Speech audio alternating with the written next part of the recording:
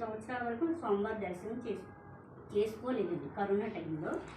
అయితే తర్వాత 3 నెలలు అలా కోరుకున్నాను. ఆ విధంగా జరిగిన తర్వాత స్వామివారి దర్శనం కాకుండానే మా వారు కూడా స్వామివారిని నాకన్నా ఎక్కువగా ఇప్పుడు ఆయన ఆ స్వామివారి యొక్క పాటలు పాడడం, రాయడం ఇవన్నీ కూడా ఆ స్వామివారు ఇచ్చినటువంటి ఇదితోటి మేము ముందుకెళ్తున్నాం. అదే సమయంలో అమ్మవారి దీక్షలు అయ్యి రావడం అవన్నీ జరిగింది. ఆ తర్వాత 2000 కరోనా టైంలోనే స్వామివారి దర్శనం కాలేదు మాకు. ఇంకా 3 సంవత్సరాల పాటు దర్శనం ఖాళీ ఫోటో దగ్గరే ఏదైనా సరే ఫోటో ఉంటే చెప్పుకునేది, ఏ విషయమైనా సరే. ఒకరోజు మేము భార్యాభర్తలు ఇద్దరం కలిసి మా పాపకి మెన్సెస్ టైంలో బాగా స్టమక్ పెయిన్ వచ్చింది. ఆ పెయిన్ వచ్చినప్పుడు మేము ఇద్దరం కలిసి స్వామివారి ఫోటో ముందు అడిగాం, ఇలా ఇది ఇలా ఉంది ఆయన మరి ఏంటి అని మా మనసులోని మేము ఇద్దరం చెప్పుకున్న దాని టైంలో చెప్పుకున్నటువంటి వితిన్ వారం రోజుల్లోనండి, 1 వీక్ టైంలో పాపకి స్టమక్ పెయిన్ అనేది లేకుండా ఏది లేకుండా చేసి అమ్మాయి మంచిగా వెళ్ళిపోయేలాగా గిలగిలమ్మట కొట్టేసుకుంది అనమాట.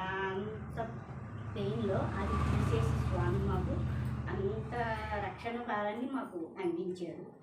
ఖాళీ ఫోటో ఎందుకనంటేనండి, పరమాత్ముడు ఎక్కడైనా ఉంటారండి. ఆయన భగవాన్ రామకృష్ణ స్వామి వారు ఎక్కడైనా ఎందువలడు అందులేడు సందేహం వలన అన్నట్టు ఆయన ఎక్కడైనా ఉంటారు. ఇక్కడ కూడా ఉన్నారు సూక్ష్మ రూపంలో.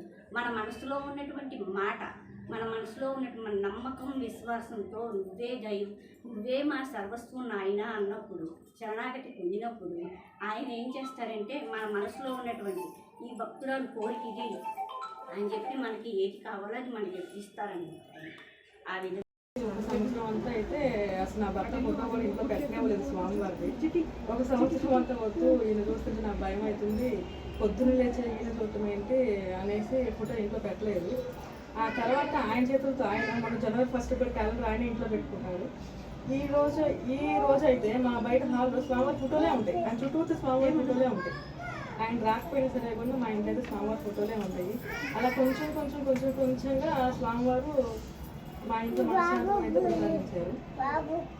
అలాగే నా పెద్ద కొడుకు విషయంలో ఇంటర్లో మార్క్స్ తక్కువ వచ్చాయి, బాగా మార్క్స్ తక్కువ వచ్చాయి. బాగా 1,30,000 దాకా వచ్చింది. స్వామి లక్షల ఫీజులు అని చెప్పేసి అంటే కట్టుకోలేమో, ఏం చేయాలి ఏమని చెప్పేసి అని చాలా అంటే 1 నెల రోజులు నేను చాలా బాధపడ్డాను. నా 2 కొడుకుని తీసుకొని నేను ఆశ్రమానికి వెళ్ళిపోయి స్వామివారికి పుట్టినరోజు ఆ రోజున దీపం వెలిగించి, స్వామి నా కొడుకుకి నీ ఫస్ట్ కౌన్సిలింగ్ మంచి సీట్ వచ్చేలాగా ఆయన అని చెప్పేసి అని వేడుకున్నానండి. అలాగే ఫస్ట్ కౌన్సిలింగ్ సీట్లో నా కొడుకుకి ఎల్ఎన్బి కాలేజీలో సీట్ వచ్చింది. కాలేజ్ సీట్ 50,000 అయితే 25,000 మేము కడుతున్నాము. మిగిలిన 35,000 ఇన్కమ్ సర్టిఫికేట్ వల్ల గవర్నమెంట్ వల్ల కడుతున్నారు. అది స్వామివారి కృపే. మాకు ఆధార్ కార్డులు ఏమి ఇక్కడ లేవు, అన్నీ ఆంధ్రాలో ఉన్నాయి.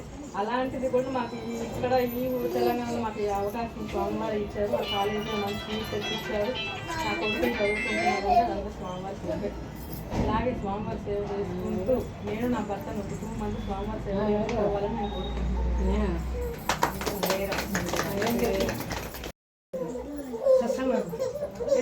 ఫస్ట్ వెళ్ళిపోయాను సడన్గా ఆ రోజు విన్నాను. సో ఇదైతే గురు చైత్రనే కదా మొత్తము.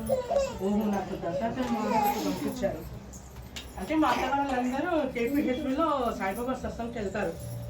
అక్కడ గురుగారు అమ్మగారు నాకు చాలాసార్లు పిలిచారు, ఏంటండి మీరు రండి అనేసి. నేను ఎప్పుడో ఒకసారి గురు పౌర్ణమికి అక్కడ వెళ్తాను.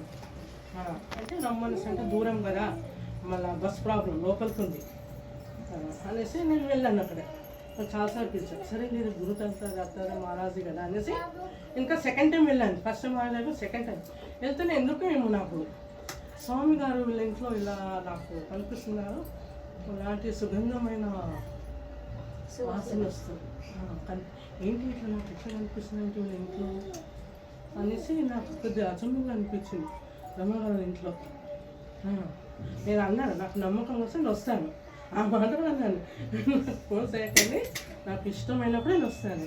అప్పటి నుండి వస్తున్నాను. 4th 3rd అంటే బాబా వారు చరిత్రలో చెప్పారు కదండి, నా భక్తుల్ని 7 సప్త సముద్రాల అవతలు ఉన్నా కానీ పిచ్చి కాలికి దారం కట్టి లాక్కుంటాను అని భక్తుల్ని స్వామివారు అట్లా బంధం ఉన్నాన్ని లాక్కుంటారు. అది గురు చరిత్ర సాయి చరిత్ర 2 చదువుతాను. 1 పేజ్